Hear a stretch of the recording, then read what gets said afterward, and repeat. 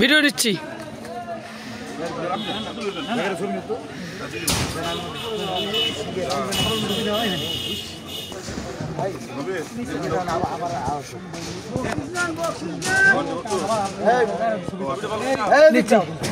নিচ্ছি নিচ্ছি নিচ্ছি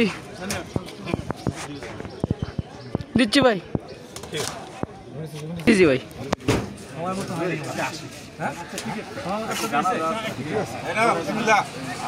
হ্যাঁ হ্যাঁ নিচ্ছি।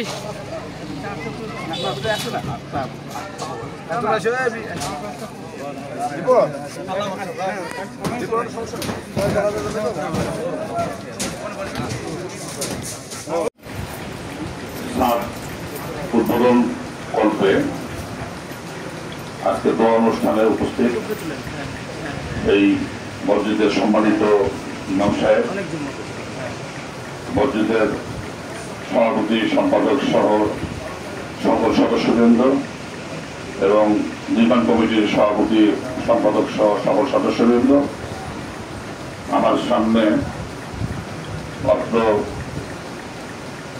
সমাজের সম্মানিত সমাজবাসী এবং বিভিন্ন এলাকা থেকে আমন্ত্রিত অতিথিবৃন্দ, আসসালামু আলাইকুম।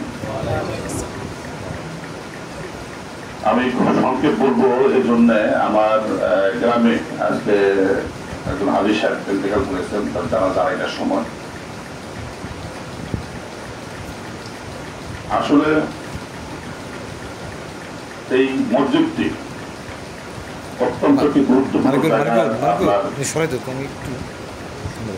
স্থাপিত।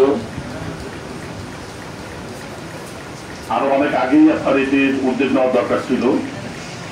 এরপরেও আমি সাধুবাদ জানাচ্ছি আপনার মসজিদ কমিটিকে যে আপনার একটা বহুতল ভবন নির্মাণ কল্পে তারা হাত দিয়েছেন। মসজিদ আসলে আমি দেখেছি আর কি আপনার এর আগে আমরা মানে এইরকম মসজিদে আর কি বেশি ছিল আপনার টিনের ঘর, মানে এখন প্রতিটি গ্রামে ছাদ বিশিষ্টই আপনার মসজিদ কিন্তু বেশি হয়ে গেছে। আল্লাহর ঘর আসলে আপনার এটি শুরু করলে আপনার শেষ কিন্তু হয়, হয়তো একটু কষ্ট করতে হয়, সকলের কাছে যেতে হয়, পরিশ্রম করতে হয়। আমি মনে করি এটি আপনার শুরু করেছেন, আলহামদুলিল্লাহ আপনার শেষও হবে। আমি আহ্বান জানাবো বিষ্ণু সমাজবাসীকে, সবাই আপনার হাত বেঁধে দেবেন, আপনারা একটু পরিশ্রম করবেন। আর বিশেষ করে আর কি আপনার সরকারি যে অনুদানগুলো নাকি প্রয়োজন হয় সেটি আপনার পাওয়ার দরকার ছিল, কিন্তু আপনার এরকম একটি গুরুত্বপূর্ণ জায়গায়, বিশেষ করে এখানে একটা পুলিশ বাড়ি আছে, একটা আপনার পরিষদ আছে, অরণ্য স্কুল আছে, পাশে আরেকটি কেন্দ্রীয় স্কুল আছে, এখানে স্বাস্থ্য কমপ্লেক্স আছে, মানে সাথে পাকা রাস্তা, লোক যাতায়াত করে প্রচুর, মানে এটি আপনার সরকার থেকে মানে বরাদ্দ দেওয়ার দরকার ছিল জনপ্রতিনিধিদের। যাই হোক, যেটি দেয়নি আর কি আপনার তার দেওয়ার আল্লাহ তাআলার কাছে সেই দেবেন আর কি আপনার। আমি আপনাদেরকে যেটি বলবো, এখন তো আসলে থেকে আপনাদের মাঝে আসি, আপনাদের আসি, এটি আপনাদের সমর্থনের জন্য কিন্তু সম্ভব হয়েছে। আপনারা যদি সমর্থন না দিতেন আমাকে, তাহলে আমি কিন্তু আজকে এই জায়গায় আসতে পারতাম না, এখনো কিন্তু আপনার টিকে থাকতে পারতাম না। এই জন্য আমি কৃতজ্ঞতা প্রকাশ করছি। বিশেষ করে আমি যে জায়গায় দাঁড়িয়ে কথা বলছি তার পাশে আপনাদের এই ওয়ার্ডে একটি কেন্দ্র, এই কেন্দ্রে আমি তিনটি নির্বাচন করেছি, আপনাদের অপূর্ব সমর্থন আমি পেয়েছি। আমি আপনাদের কাছে ঋণী। আমি শুধু এটুকু বলতে চাই, আমাদের দল তো এখনো ক্ষমতা আসেনি, এরপরেও প্রশাসন কিন্তু আমাদের সঙ্গে এখন যোগাযোগ রাখেছে। মানে দেশ তো আর ফেলে নেই আর কি, দেশ তো আপনার কি চলমনে আছে, তাই না? তা আমি কমিটির যারা মুরব্বীরা আছেন, বিশেষ করে আমার ছোট বড় ভাই হক ভাই, আমার এই ছোট ভাই আপনার মধুর ভাই, মানে ওরা নেতৃত্ব দিচ্ছেন। আপনাদেরকে যেটা আমি বলবো, এখনো জেলা পরিষদ ছাড়া তো আসলে আপনার কিছু পাওয়ার সুযোগ নাই, যেহেতু আপনার এমপি নাই, উপজেলা চেয়ারম্যান নাই। জেলা পরিষদে আপনারা যদি যোগাযোগ করেন, জেলা পরিষদের দায়িত্বে এখন যিনি মানে এডিসি আছে আর কি আপনার, আমি তার সাথে কথা বলবো, আপনাদেরকে সহযোগিতা করবো।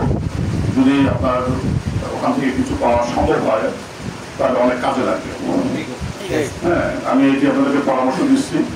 আর পাশাপাশি আমার ব্যক্তিগত অবস্থান থেকে যেটুকু আর কি, আসলে আমি তো আপনারা জানেন মানে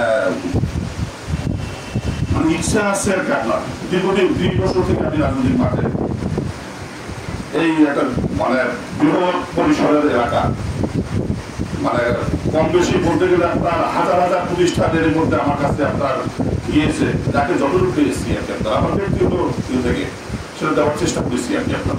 আসলে ব্যক্তিগত অবস্থান থেকে একটা বৃহৎ পরিসরে আর কি আপনার দান করা, সহযোগিতা করা একটা কঠিন ব্যাপার হয়ে দাঁড়ায় আর কি আপনার। তবুও আপনাদের দোয়ায় আমরা চাই আর কি আপনার, আমি যে এখনো টিকে আছি এটা আপনাদের দোয়ায় আমি টিকে আছি। তা আমি আপনাদেরকে শুধু এইটুকু আহ্বান জানাবো যে আগামী যে নির্বাচন আসতেছে, এই নির্বাচনে আপনাদের দোয়ায় যদি আমরা অংশগ্রহণ করি, যদি আর কি আপনার আমি আপনাদের জনপ্রতিনিধিত্ব করার সুযোগ পাই, মানে আমি প্রথমে বলেছি যে আমি আপনাদের কাছে ঋণী, এই জন্য আমি আপনাদের কাছে কথা দিয়ে যাচ্ছি যে অবশ্যই অবশ্যই অগ্রাধিকার ভিত্তিতে এই মসজিদের জন্য আমি বড় কিছু করার চেষ্টা করি ইনশাআল্লাহ।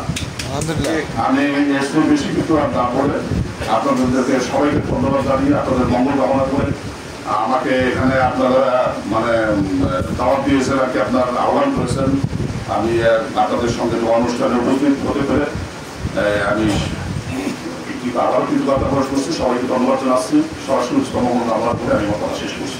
আসসালামু আলাইকুম।